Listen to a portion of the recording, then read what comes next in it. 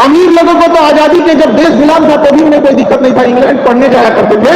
आज हमारे देश की हालत ऐसी हो गई है कि लाखों नहीं करोड़ों ऐसी लड़कियां हैं, करोड़ों ऐसे लड़के हैं जो पैसे के अभाव में अपनी पढ़ाई छोड़ दे रहे हैं। करोड़ों ऐसे हैं। हम आपको एक छोटा सा एग्जाम्पल देते हैं। पिछले साल का मिंटू कुमार, दरभंगा का रहने वाला, वो यहां से लौट गया था पटना में। उसका सपना था आईआईटी में इंजीनियर बनना। उसके पिताजी मजदूरी करते थे, दिहाड़ी मजदूरी, 300-400, गांव में तो 300-400 मिलता है मजदूरी। लेबर को कितना मिलता है? गांव में तो बहुत कम मिलता है। अच्छा, गांव में डेली काम भी नहीं मिलता है, महीना में 15 दिन मिला, 20 दिन मिला, वो कहां से लाएगा लाख 1.5 लाख रुपया फीस?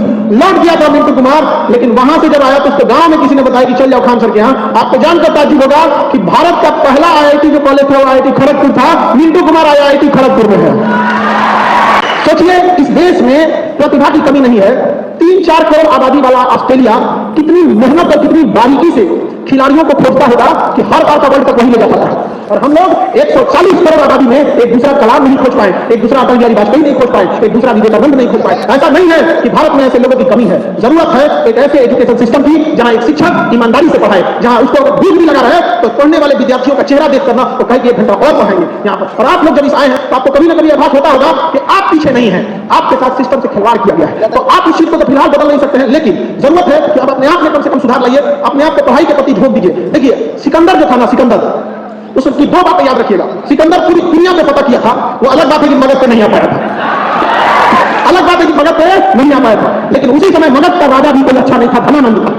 मगध का राजा भी बड़ा अत्याचारी था, लेकिन सिकंदर ने कहा था कि जंग पर जाने से पहले, कभी भी किसी जंग पर जाओ, उस जंग पर जाने से पहले अपने अंदर के डर को खत्म करो, अपने अंदर के डर को हराओ, बाद में तुम बाहर पड़े दुश्मन को हराना। इसलिए आप बच्चों लोगों से कहते हैं कि किसी भी परीक्षा से पहले अपने अंदर के उस डर को मारो और अपने आप से विश्वास दिलाओ और जुनून और झोंक दो अपने आप को। पहले अपने अंदर के डर को मारो, अपने अंदर के डर को हराओ, उसके बाद बाहर की लड़ाई को तुम्हें लड़ना पड़ेगा यहाँ पे। क्योंकि घर के अंदर घर की लड़ाई हारने वाला व्यक्ति बाहर की लड़ाई कभी नहीं जीत सकता है। और ये दुर्भाग्य है, आप में से 80% बच्चों को किसी के घर में पिता बीमार है, किसी के माता बीमार है, किसी के माँ के गहने गिरवी रखे गए हैं, तो आपकी पढ़ाई के लिए किसी का खेत बिक गया है तो खेत गिरवी रखा गया है। कई बार हमने ऐसा देखा है, बहुत सारी बहनें, एक लड़की आई थी बीपीएससी में, एक बच्चे का सिलेक्शन हुआ 69 की हम बात कर रहे हैं, 69 बीपीएससी में। तो एक लड़का कहा कि सर आज हम जो कुछ है अपनी दीदी की वजह से है। तो उसकी दीदी भी आई थी, आप में से शायद तुम हो नहीं उस समय जब वो क्लास में आए थे। तो उसकी दीदी ने गहने गिरवी रखे थे अपने भाई के लिए। आज उसका भाई पीसीएस अधिकारी है और एसडीएम बनकर बैठे हुए हैं।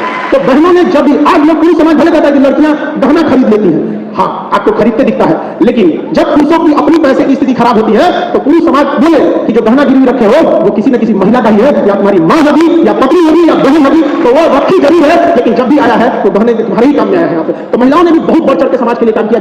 जिस सेक्टर को संभाली है, चाहे वो मेडिकल इंडस्ट्री हो, एविएशन हो, महिलाओं ने बहुत अच्छे से किया है। केवल एक जगह महिलाओं ने गलती कर दिया, मीडिया में। मीडिया में तो महिलाओं ने तो कुछ महिला बहुत अच्छा काम की, वो आप सब देखते हैं। कुछ महिलाओं ने बहुत अच्छा काम किया और कुछ महिलाओं ने तो मीडिया में जाकर बिस्कनिया का रूप ले लिया। नहीं लिया, अजीब टाइप की चीजें चल रही है यहाँ पे। आपकी समस्या को कोई सुनने वाला नहीं रहा है। तो ये सब बड़ा सिस्टम है। आप लोग को आगे जाके क्या करना है? सुधार करना है, और उसको आप ही लोग को हाथों में है सुधार करना। समझ रहा है? लेकिन हम हमेशा एक चीज जरूर कहेंगे, जब तक शिक्षा का उद्देश्य केवल नौकरी पाना है तो केवल नौकर ही बनेंगे। जब तक शिक्षा का उद्देश्य नहीं बदलेगा, आप सब लोग को कहते हैं कि अपने आप को सीमित क्यों करेंगे, क्यों सीमित करना है? अपने आप को हमेशा एंटरप्रेन्योर बनकर क्या करना है? सोचते रहना है। और आगे आप लोग के हाथ से ही चीजों को बदला होगा। युवा ही हमेशा देश को बदलते हैं। याद रखिएगा, भगत सिंह की फांसी लगने के बाद भगत सिंह ने कहा था कि तुम एक भगत सिंह को तो फांसी लगा दोगे, इसके बाद जो भगत सिंह का सैलाब आएगा उस सैलाब को तुम कैसे रोक पाओगे? इसलिए जरूरी है कि अब वो भावना आपके अंदर होनी चाहिए। शिक्षा की अगर हम बात करें तो शिक्षा हमारे दिल में पनपता है। जैसे वृक्ष जमीन पर पनपता है, लेकिन उसे पानी, पोषक तत्व की जरूरत है, अन्यथा वो सूख जाएगा और बड़ा होने के बाद वो फल देता है। ठीक उसी प्रकार शिक्षा हमारे दिल में पनपता है और मस्तिष्क उसको पोषण देता है। जब पोषण देके शिक्षा बड़ा होता है तो शिक्षा का जो फल होता है वो हमारी जीभ पर दिखता है। शिक्षित लोगों से बात कीजिएगा, जो सच में शिक्षित होंगे, उनकी बातों से आपको लगेगा क्या प्रेम और करुणा है। आप सब छोड़िए, महाभारत का युद्ध देखिएगा, चाहे वो राम जी और रावण के बीच में जो ऐसे विवाद हुआ, लड़ाई हुई, उसमें एक चीज आप बढ़ करके देखिएगा, भाषा की मर्यादा बड़ी अच्छी थी। ऐसे लगता था कि भाषा में ना दुश्मनी में भी करुणा झलकती थी। और आज हम लोग के समय सबसे बड़ी समस्या क्या आ गई है? भाषा ही ऐसी खराब हो गई है ना कि जहां नहीं मार करके हुआ मार हो जा रहा है, टेंकी में बैठने के लिए मार कर ले रहा है, ये घसक मामले घसना। ये भैया कहां जा रहे हैं हम? तो अपने आप को एक बार दोबारा सोचने की जरूरत है। अरे हम तो हमेशा आप लोग के साथ रहेंगे। देखिए, शिक्षा और अनुभव दो अलग अलग चीजें होती हैं।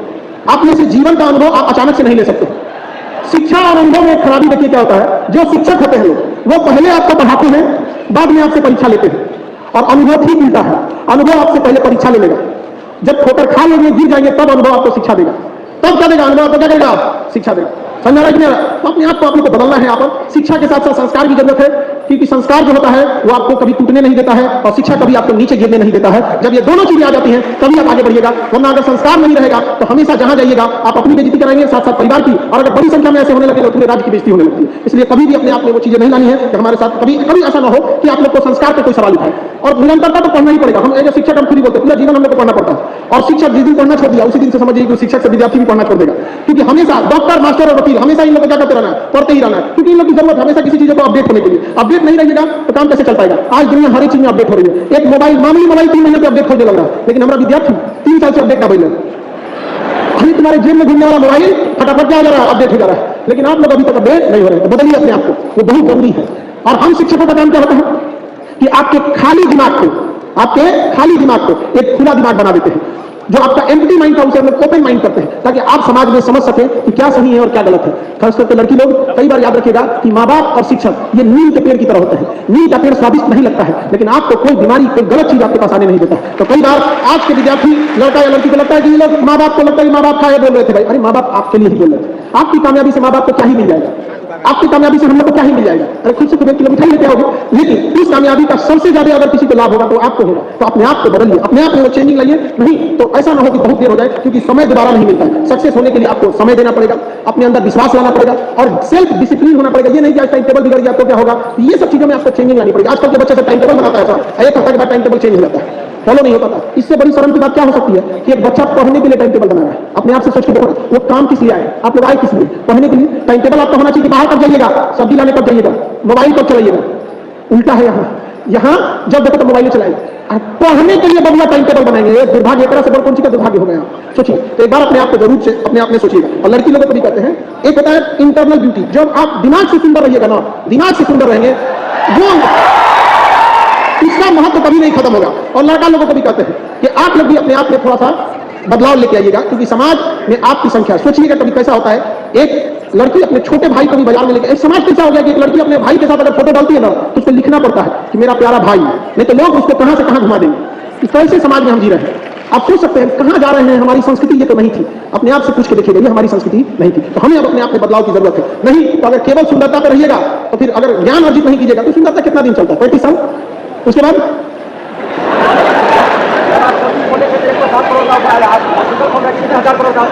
हॉस्पिटल खोल रहे हैं हम लोग ऐसे गरीबों के लिए, ऑफर की कोई खास जरूरत नहीं पड़ती। तो जरूरत है आप लोग ब्यूटी विद ब्रेन की, ताकि हमेशा से समाज आपको क्या कर सके, याद कर सके। लेकिन आजकल लड़की लोग को देखते हैं कि अपने मुख्य मुद्दों से आपके लिए एक अच्छी यूनिवर्सिटी होनी चाहिए, गर्ल्स के लिए होनी चाहिए, उनके लिए एक ऐसा एरिया होना चाहिए जहां वो अपने अच्छे से काम कर सके। कई बार लड़कियों को वर्क प्लेस पर कई तरह के मेंटल फिजिकल टॉर्चर सहना पड़ता है, लेकिन क्या करना पड़ता है, कई बार इंसान को मजबूरी में सब चीजों को सहना पड़ता है। तो इन मुद्दों से बात हटाकर कई बार देखते हैं छोटे छोटे मुद्दों पर बात उठाते रहते हैं। इससे आगे बढ़ने की जरूरत है। और अंत में एक बात जरूर कहेंगे कि आप लोगों का जो ग्रुप है, जिस माहौल में आप पढ़ रहे हैं, वहां कैसे स्टूडेंट है, कैसे बच्चे, ये बहुत मायने रखता है।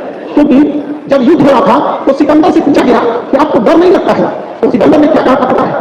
तो मुझे शेर सोचिए जिसे पूरी जंगल रहता है, उसने कहा था कि मुझे शेरों के उस फौज से डर नहीं लगता है जिसका नेतृत्व कोई गीदड़ कर रहा हो, बल्कि मुझे डर उस गीदड़ की फौज से लगता है जिसका नेतृत्व कोई शेर कर रहा हो।